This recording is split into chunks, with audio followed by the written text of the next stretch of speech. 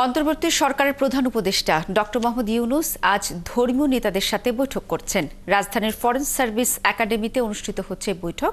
সেখানে আছেন আমাদের সহকর্মী হাবিব রহমান, সরাসরি তিনি আমাদের সাথে যুক্ত হয়েছেন।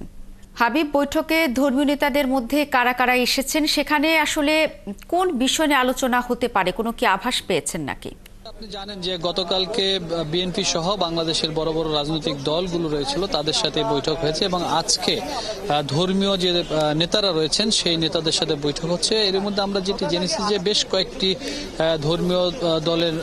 ধর্মীয় নেতারা এখানে এসেছেন। বিশেষ করে বাইতুল মোকাররমের যিনি দায়িত্ব পালন করেন তিনি এসেছেন, ধর্ম উপদেষ্টা আছেন, পার্বত্য চট্টগ্রামের উপদেষ্টা তিনি রয়েছেন এবং খ্রিস্টান কল্যাণ সমিতির একজন সদস্য রয়েছেন, হেফাজত ইসলাম বাংলাদেশের থেকে কয়েকজন প্রতিনিধি এসেছেন।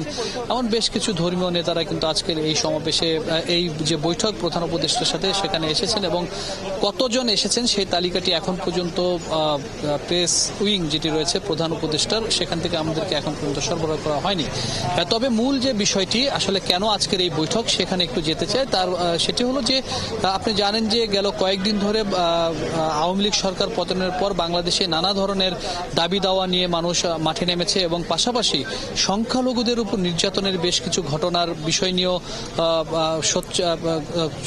আলোচনায় ছিল এবং সেই বিষয়গুলো নিয়ে মূলত কথা হয়েছে বলে আমরা এখন এখানে জেনেছি। এবং যেটি মূল বিষয় সেটি হলো যে প্রধান উপদেষ্টা ডক্টর মোহাম্মদ ইউনূস যারা ধর্মীয় প্রধান এখানে যারা রয়েছেন তাদেরকে যেটি বলেছেন যে বেশ কিছুদিন ধরে সংখ্যালঘুদের উপর নির্যাতন নিয়ে বা হামলা নিয়ে যে তথ্য দেওয়া হচ্ছে সেই তথ্য পুরোপুরি সঠিক নয় বলে তিনি বলেছেন এবং বলেছেন যে তথ্যগুলো প্রচার করা হচ্ছে সেগুলো বাংলাদেশে আসলে এরকম কোনো ঘটনা ঘটেনি বলে তিনি আমাদেরকে সেটি জানানো হয়েছে তাদেরকে। এবং তিনি বলেছেন যে বাংলাদেশের প্রত্যেকটি মানুষেরই ধর্ম পালনের অধিকার রয়েছে এবং সেটি সাংবিধানিক অধিকার, সেটিও কিন্তু তিনি ধর্মীয় যারা নেতা রয়েছেন ভিতরে তাদেরকে বলেছেন। এবং পাশাপাশি মূল বিষয় যেটি হয়েছে, আপনি জানেন যে গেল কয়েকদিন ধরে পার্শ্ববর্তী দেশ ভারতে যেভাবে বাংলাদেশকে নিয়ে অপপ্রচার চালানো হচ্ছে সেই বিষয়গুলি তিনি বলেছেন যে গণমাধ্যম নয়, প্রচার মাধ্যম হিসেবে তিনি বলেছেন যে গণমাধ্যমে নয়, কিছু প্রচার মাধ্যমে বাংলাদেশের যে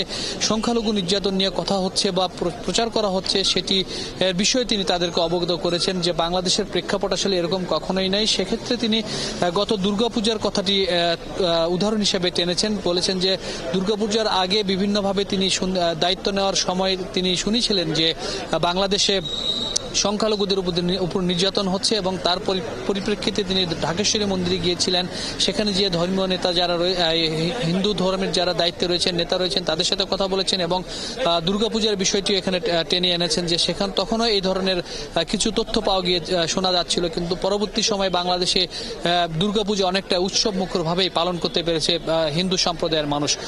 এবং এই বিষয়গুলো নিয়ে ধর্মীয় নেতা যারা রয়েছেন এখানে হিন্দু, বৌদ্ধ, খ্রিস্টান, মুসলিম ধর্মের যারা ধর্মীয় নেতা রয়েছেন তাদেরকে এই বিষয়টি অবগত করেছেন এবং বলেছেন যে বাংলাদেশের প্রত্যেকটি মানুষ ধর্ম স্বাধীনভাবে পালন করতে পারবে এবং ধর্ম স্বাধীনভাবে পালন করার অধিকার সবার রয়েছে। এবং একটি কথা তিনি ধর্মীয় নেতাদের বলেছেন যে হাবিব রহমান, আপনি যেমনটি বলছেন সাংবিধানিক অধিকার অনুযায়ী প্রত্যেক ধর্মের মানুষ তার ধর্ম পালন করবে এবং ডক্টর মোহাম্মদ ইউনূস সেটি ধর্মীয় নেতাদের আশ্বস্ত করতে চাইছেন। আপনাকে অসংখ্য ধন্যবাদ।